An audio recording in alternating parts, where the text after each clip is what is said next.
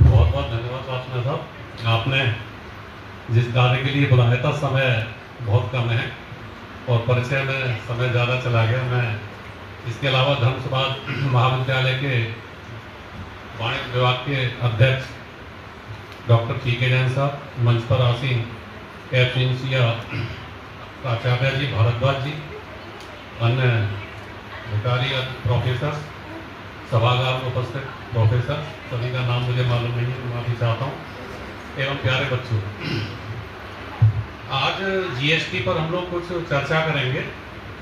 मैं डायरेक्ट सीधे विषय पर आता हूँ। तो एक क्वेश्चन जो होने चाहिए, जैसा कि प्राचार्य जी ने भी बताया कि आप अपने अपने प्रश्न जो है पूछें। थोड़ा सा इसकी बैकग्राउंड, जीएसटी हम लोगों को सभी को पता है, जीएसटी शायद 2017 जुलाई 2017 से आया था। तो जीएसटी के बारे में क्या कुछ ये बिल्कुल नया है, क्या है, आप लोगों को कोई बताएगा कुछ? जीएसटी का क्या मीनिंग है, क्या मतलब है, जीएसटी है क्या? Goods and service tax. तो ये क्या मतलब, एक इससे पहले कोई टैक्स नहीं था? हाँ। तो जो इसकी जरूरत क्यों पड़ी, मैं आपको थोड़ी सी इसकी हिस्ट्री बैकग्राउंड में जाऊंगा। बेसिकली टैक्सेस जो हैं हिंदुस्तान में, क्या ऑल ओवर वर्ल्ड टैक्सेस हमेशा से लिए जाते हैं और टैक्सेस लेना एक परंपरा सी रही हुई है। और इवन आदिकाल से टैक्सेस हुए हैं। मनुस्मृति की बात करेंगे, कौटिल्य के अर्थशास्त्र की बात करेंगे, या कभी भी आएंगे तो टैक्सेस हमेशा लिए जाते हैं, इसलिए कि देश को चलाने के लिए, संस्था को चलाने के लिए taxes are very important part for the development and growth of the country और इकोनॉमी। लेकिन हमारे देश में जो टैक्सेस की अगर बात करते हैं तो there are 2 types of taxes, जिनको हम कहेंगे direct tax and indirect tax. Direct tax का मतलब ये होता है कि incidence of tax and impact of the tax, मतलब जो कराधान और कराधान दोनों एक ही व्यक्ति पर है तो वो डायरेक्ट हो गया। जिसके ऊपर टैक्स लग रहा है टैक्स उसी को देना, दैट इज डायरेक्ट टैक्स। और वो डायरेक्ट टैक्स हमारा इनकम टैक्स, वेल्थ टैक्स और अदर टैक्सेस रहते हैं। एंड इनडायरेक्ट टैक्स का मतलब ये हो गया कि जो टैक्स जिस पर इंसिडेंस आ रहा है वो उसको पे नहीं कर रहा, पे कोई दूसरे से कर रहे हैं। इंसिडेंस का मतलब हो गया कि जिस आदमी से टैक्स दिया जा रहा है उससे टैक्स हम ले रहे हैं, लेकिन पे कौन कर रहा है, वो दूसरा। कलेक्ट करने वाला एक आदमी है, देने वाला दूसरा आदमी है। इसको इनडायरेक्ट टैक्स कहा जाता है। तो इनडायरेक्ट टैक्स की अगर कैटेगरीज में हम आते हैं तो सबसे पहले हमारे पास इनडायरेक्ट टैक्स बहुत शुरू से रहा था। Custom duty is one of the part of the indirect tax. Excise duty indirect tax का पार्ट है। सेल टैक्स इनडायरेक्ट टैक्स का पार्ट है। ऑक्ट्राइज की चूंगी का जो टैक्स होता है, एंट्री टैक्स है, ये सब हमारे इनडायरेक्ट टैक्सेस हैं। इवन 1994 में सर्विस टैक्स आया, that is also the part of indirect tax. तो जब हमारे पास ये टैक्सेस पहले से मौजूद थे तो जीएसटी की या इन टैक्सेस की क्या जरूरत पड़ी? 1986 से पहले की अगर बात करते हैं तो 1986 से पहले देश में जो टैक्सेस थे, सबसे पहले एक्साइज ड्यूटी थी। एक्साइज ड्यूटी का मतलब ये हो गया कि टैक्स ऑन प्रोडक्शन। तो प्रोडक्शन, जब भी आप किसी वस्तु का, गुड्स का प्रोडक्शन करेंगे तो आपको जो उत्पादन कर है, एक्साइज ड्यूटी है, वो पे करनी पड़ती थी। एक्साइज ड्यूटी पे करने के बाद, क्योंकि जो हिंदुस्तान है, इंडिया है, that is federal economy. India का जो सिस्टम है कॉन्स्टिट्यूशनली फेडरल इकोनॉमी है। फेडरल इकोनॉमी का मतलब ये हो गया कि कॉन्स्टिट्यूशन का जो आर्टिकल है, उस आर्टिकल में कहा गया है, एक आर्टिकल के no authority can levy any taxes without authority of law. तो इट मींस कि संविधान में पावर है कि आप कोई भी टैक्स लेंगे तो संविधान की पावर के अधीन ही लिया जाएगा। तो संविधान में जो आर्टिकल्स हैं उनमें डिफरेंट एंट्रीज हैं, लिस्टें हैं। तो उस लिस्ट में एक यूनियन लिस्ट है, एक स्टेट लिस्ट है और एक कॉन्करेंट लिस्ट है। There are 3 list. वो लिस्टों में डिफरेंट टाइप्स के जितने भी आइटम्स हो सकते हैं, गवर्नमेंट उनसे टैक्स लेती है। तो यूनियन लिस्ट में ये हुआ कि क्योंकि फेडरल इकोनॉमी में स्वायत्तता, सॉवरेंटी सेंट्रल की लिए और सॉवरेंटी स्टेट्स की भी होती है। स्टेट को भी पूरी अपनी सॉवरेंटी चाहिए, उसको भी अपना स्टेट चलाने के लिए टैक्स चाहिए, रेवेन्यू चाहिए। तो ये हुआ कि जब आप किसी वस्तु का प्रोडक्शन करेंगे तो प्रोडक्शन पे कर को ले लेगी सेंट्रल गवर्नमेंट, तो यूनियन लिस्ट में आ गया। अब वो वस्तु का प्रोड्यूस हुई है तो बिकेगी, बिक्री भी होगी उसकी। तो बिक्री के लिए जो बिक्री कर होगा वो स्टेट लिस्ट का पार्ट हो गया कि गुड्स का आप बिक्री करेंगे तो स्टेट लिस्ट का, that is rights of the state to collect the revenue on the sale of goods. तो अगर मैं और टैक्सेस की बात नहीं कर रहा कि प्रोडक्शन हुआ और प्रोडक्शन के बाद सेल हुआ तो बिक्री हो गई।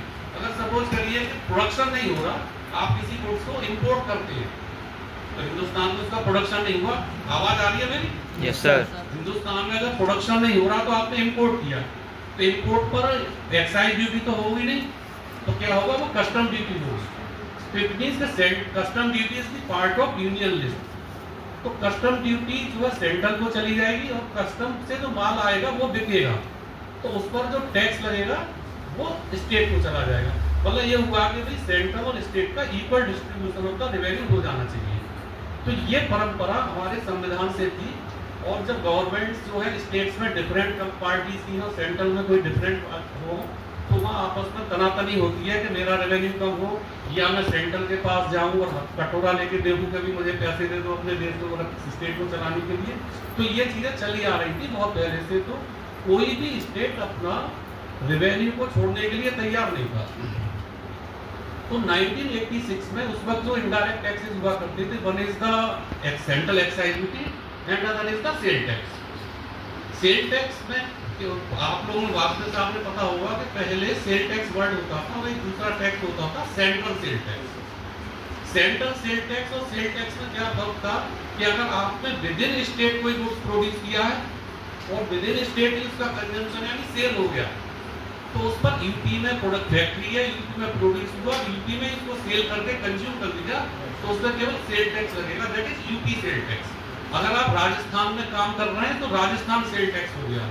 हैदराबाद में, आंध्रा में काम है तो आंध्र प्रदेश का सेल टैक्स। मतलब अलग अलग स्टेट्स के अपने अपने सेल टैक्स थे और उन्होंने अपने सेल टैक्स के अधिनियम एक्ट संविधान के तहत वो पारित किए गए थे। वहाँ की असेंबली में, विधानसभा में वो सभी एक्ट हर स्टेट के पारित थे और उसके अकॉर्डिंगली वो सेल टैक्स लेते थे। इसमें प्रॉब्लम क्या आती थी कि अगर आपका उत्तर प्रदेश में कोई फैक्ट्री है और उत्तर प्रदेश की फैक्ट्री ने माल आपको राजस्थान में सेल किया, तो राजस्थान में जब माल गया तो सेलर जो है वहाँ वो बायर जो है खरीदने वाला राजस्थान का था, तो टैक्स कहाँ जाएगा?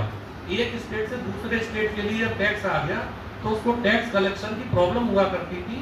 तो उसमें सेंट्रल जो है, जो केंद्र है, यूनियन है, उसने हस्तक्षेप किया कि अगर आप इंटर स्टेट सेल करते हैं तो इंटर स्टेट के सेल के केस में जो भी टैक्सेस होगा उस टैक्स को सेंट्रल कलेक्ट करेगी और सेंट्रल जिस स्टेट का टैक्स होगा था उसको बाद में रेमिट कर देगी। तो इस तरह से व्यवस्था थी कि सेल टैक्स हमारा दो तरह से चलता था, एक तो sale tax intra state and एक इंटर स्टेट।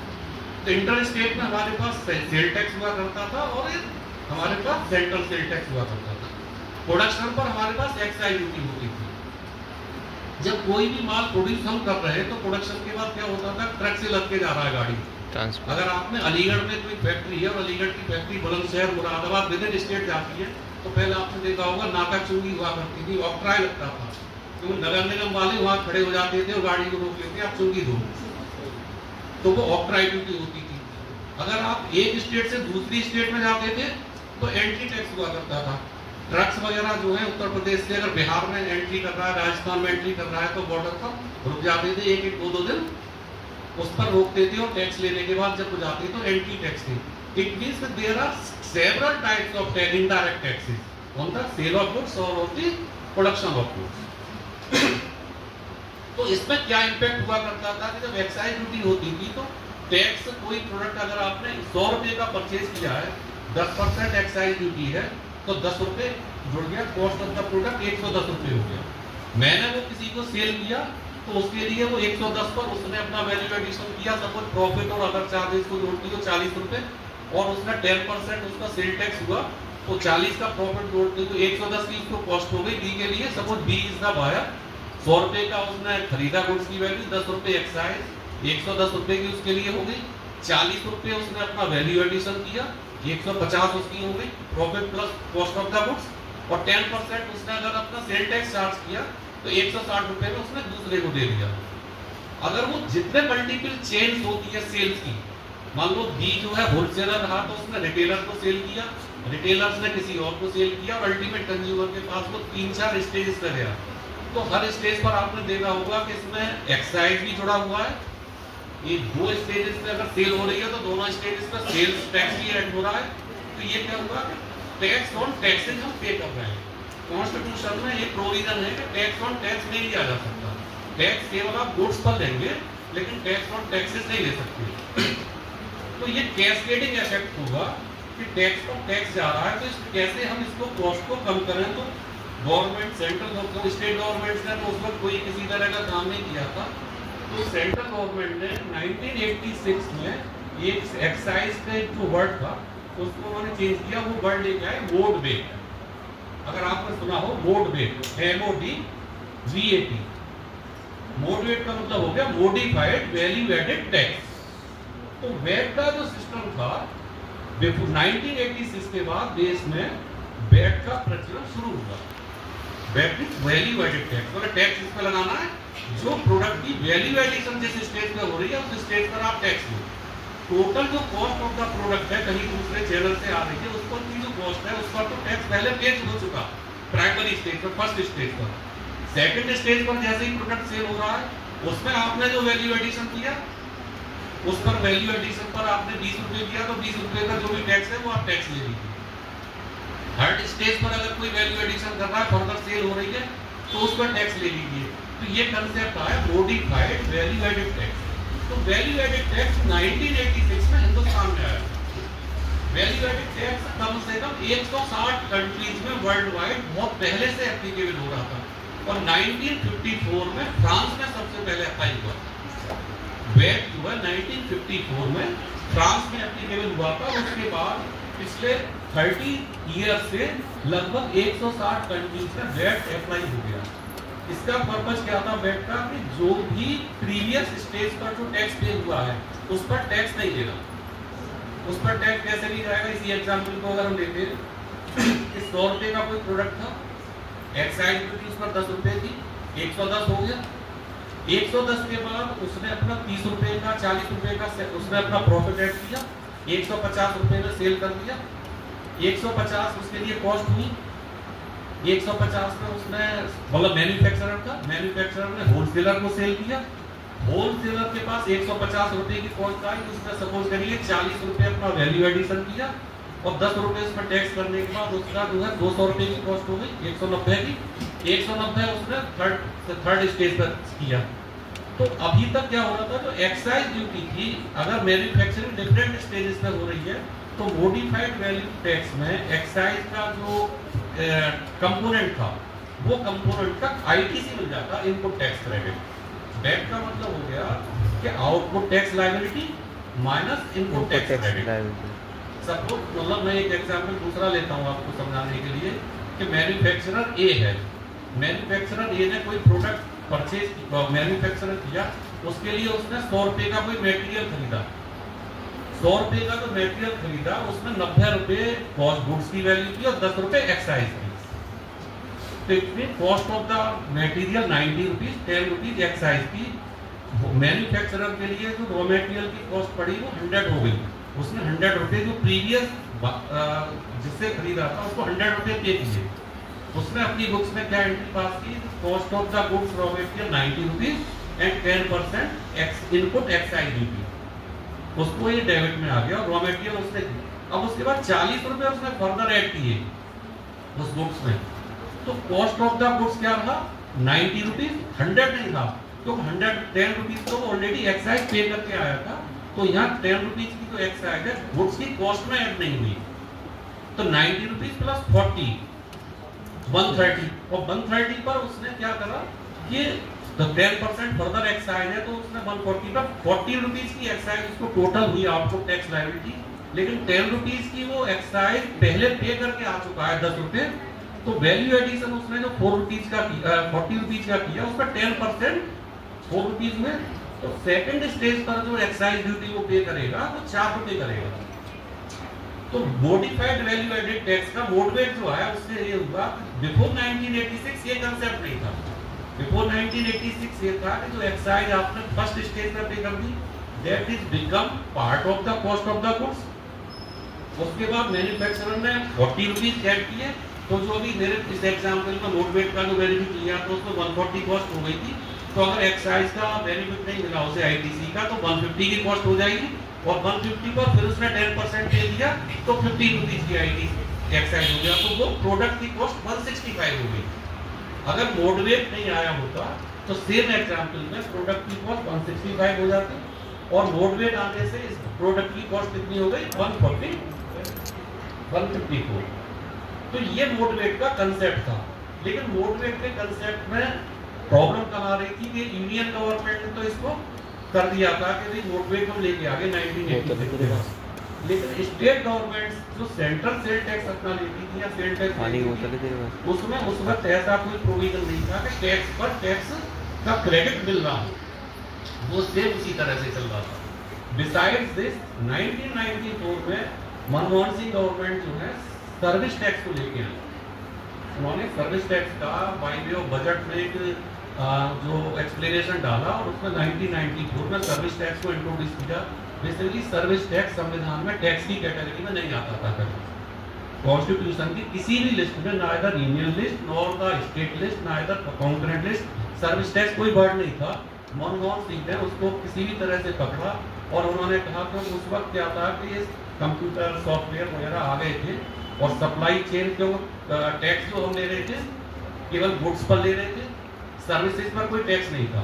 1994 में उन्होंने सर्विस टैक्स को टैक्स बेस को ब्रॉडन करने के लिए सर्विस टैक्स लेके आए और सर्विस टैक्स उन्होंने इंक्लूड कर दिया। पहले इंक्लूसिव सर्विसेज थी तो फिर इंक्लूसिव सर्विसेज में हुआ कि तब 20 सर्विसेज सपोज तो 1994 में लाए, 95 में उन्होंने फिर एड सर्विसेज 10-5 कर दी। इस तरह से 4-6 सालों में more than 100 services service tax के दायरे में आ गई। लेकिन पब्लिक इतनी होशियार थी कि सपोज करिए कि उन्होंने लगाया कि हेयर ड्रेसर पर सर्विस टैक्स है, तो उन्होंने कहा कि हेयर ड्रेसर नहीं हेयर डिजाइनर वर्ड करते हैं, हेयर ड्रेसर नहीं हेयर डिजाइनर है, तो सर्विस टैक्स के दायरे के बाहर आ गए।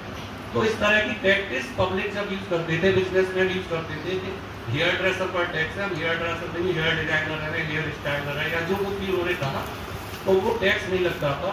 तो उसके बाद सर्विस टैक्स में चेंज हुआ, उन्होंने इंक्लूसिव डेफिनेशन कर दी। उन्होंने कहा कि नेगेटिव लिस्ट लेके आए कि इस ये जो नेगेटिव लिस्ट में सर्विसेज आ रही है वो एग्जेम्प्टेड है, इसके अलावा जो कुछ भी है उस पर सर्विस टैक्स है। और वही संविधान में उन्होंने जो कॉन्स्टिट्यूशन ऑफ इंडिया है उसमें सर्विसेज की जो डेफिनेशन जीएसटी एरा में जो लेके आए, उन्होंने कहा कि भाई गुड्स पर जो टैक्स है सर्विसेज क्या है, उन्होंने कहा सर्विसेज वो हैं जो गुड्स नहीं है। होता क्या था कि जैसे सॉफ्टवेयर है कंप्यूटर है, तो एक आदमी कहता था कि भाई कंप्यूटर को तो या सॉफ्टवेयर को हम गुड्स मान रहे हैं, दूसरा कह रहा है कि मैं सर्विस मान रहा हूँ। गुड्स पर टैक्स जो 18% है, सर्विसेज एग्जेम्प्टेड है, 5% टैक्स है। तो ये होता था एक सप्लायर जो है या बिजनेसमैन किसी को सॉफ्टवेयर को सर्विसेज मानता, दूसरा उसको गुड्स मानना था। तो प्रॉब्लम हुई, उन्होंने संविधान का अमेंडमेंट करके उसकी डेफिनेशन ही चेंज कर दी और जब जीएसटी आया तो उस डेफिनेशन में ये किया कि गुड्स तो गुड्स है जिसे आप मान रहे हैं और जो गुड्स जिसे नहीं मान रहे वो सब सर्विसेज है। Services are those which are not goods, ये उसमें संविधान में उसकी डेफिनेशन हो गई। तो अब वो रेट भी सभी के सेम हो गए कि अगर आप इस प्रोडक्ट को सर्विस मान रहे हैं, इसका अगर 18% है तो 18% सर्विस मान के दे दीजिए, और अगर गुड्स मानना है तो उस पर भी 18% है, आपकी चॉइस है। तो इस तरह से संविधान में उन्होंने डेफिनेशन चेंज की। तो मैं जो डिस्कस कर रहा था आपसे कि हमारे पास जो फेडरल इकोनॉमी की वजह से 1994 में सर्विसेज का जो बोर्ड रेट से क्या हो रहा था कि एक्साइज का क्रेडिट तो मिलने लगा, लेकिन 1994 में जब सर्विस टैक्स आया तो सर्विस टैक्स का क्रेडिट नहीं मिलता था। तो अगर आप कोई मैन्युफैक्चरिंग स्टेज है और मैन्युफैक्चरिंग में there are several persons who are providing services to the industry, consultant है, आपने कोई डिजाइन करवाई, कार बन रही है, कार की मैन्युफैक्चरिंग हो रही है, उसमें कार की डिजाइन बनती है, कार की डिजाइन बनने के लिए बहुत सा पैसा दिया जाता है, तो वो पार्ट ऑफ द सर्विस हो गया। और उस सर्विसेज पर जिसने अपना बिल दिया, मैं चार्टर्ड अकाउंटेंट हूँ, सर्विस प्रोवाइडर हूँ, मैंने अपना बिल दिया और मैंने 18% का अपना सर्विस टैक्स उसको बिल पे लगाया, तो मैन्युफैक्चरिंग इंडस्ट्रीज को सर्विस टैक्स का क्रेडिट नहीं मिलता था, क्योंकि वो क्रेडिट किसका मिलता था, एक्साइज का, मोड रेट के थ्रू।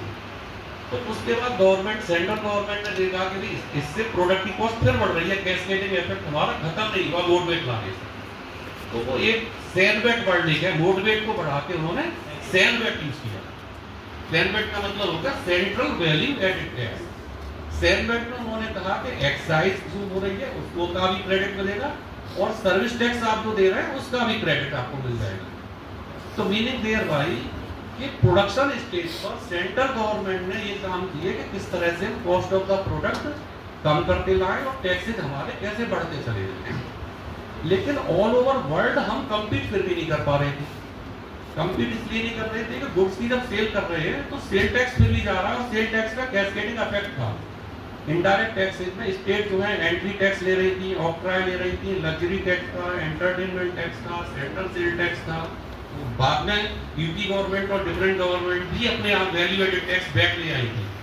सैनबेट के बाद उन्होंने सेल टैक्स खत्म करके स्टेट लेवल पे भी बैक आ गया था और बैक बहुत सालों तक चलता रहा था, अब तक बैक ही चल रहा था। तो लेकिन उस बैक में भी सेंट्रल सेल टैक्स का क्रेडिट नहीं मिला करता था। अगर आप इंटर स्टेट सेल करते तो उसका क्रेडिट नहीं मिलता था। कुल मिला के जो मैंने अभी तक आपको जितनी भी बैकग्राउंड बताई उसका बेसिक पर्पस क्या था कि आप किसी भी स्टेज पर है, मैन्युफैक्चरिंग स्टेज पर या ट्रेडर पर, तो जो टैक्स पर टैक्स का जो कैस्केडिंग इफेक्ट था, टैक्स ऑन टैक्सेस वो स्टेट सेल के स्टेज पर हो या प्रोडक्शन के स्टेज पर हो, जितनी चेन्स पर हम प्रोडक्शन कर रहे हैं या जिस स्टेज पर सेल कर रहे हैं उन सभी स्टेजेस पर हमको टैक्स देना पड़ रहा था। तो हमने जो रिफॉर्म किए, मोटवेट लेके आए, सैनबेट लेके आए, स्टेट्स में हम सेल टैक्स की जगह पर बैक लेके आए। लेकिन बैक जब लेके आए तो central sale tax inter state sale होती थी तो उसमें सेल टैक्स का क्रेडिट नहीं मिला करता था। और कई बार तो ऐसा हो जाता था बैक के केस में दूसरी गवर्नमेंट आपने यूपी से बिहार में कर लिया तो बिहार वाला टैक्स ही नहीं देता था यूपी को। अब उससे लड़ते रहो, कहाँ तक लड़ेंगे। तो ये गवर्नमेंट से बड़ी प्रॉब्लम थी कि टैक्स नहीं मिल रहा था, गवर्नमेंट में बहुत फाइट हुआ करती। तो इन सब इश्यूज को ओवरकम करने के लिए ये कमेटियाँ 2000 में एक फाइनेंस कमेटी बैठी, उस पर प्राइम मिनिस्टर मनमोहन सिंह जी थे। तो उन्होंने और चिदम्बरम साहब मुख्यमंत्री फाइनेंस मिनिस्टर थे, उन्होंने एक एम्पावर्ड कमेटी बनाई। एम्पावर्ड कमेटी में एक ड्राफ्ट बनाया कि जीएसटी इंप्लीमेंट करना चाहिए। तो जीएसटी 2017 में आया, इसकी तैयारियां बहुत पहले से चल रही थी। तो चिदम्बरम साहब ने एक कमेटी बनाई, ड्राफ्ट कमेटी, उसके बाद एम्पावरमेंट कमेटी बनी। लेकिन जीएसटी क्यों नहीं आ पाया, इस बैकग्राउंड को समझने के बाद कोई ये बताएगा कि हिंदुस्तान में हम जीएसटी क्यों इतना लेट लेके आ रहे हैं जब इसकी इतनी बहुत जरूरत थी। वर्ल्ड वाइड 160 कंट्रीज बहुत पहले ही जीएसटी को इंप्लीमेंट कर चुकी थी, लेकिन हम इंडिया में जीएसटी लाने में क्यों इतना पीछे रहे और 1 जुलाई 2017 को क्यों आया।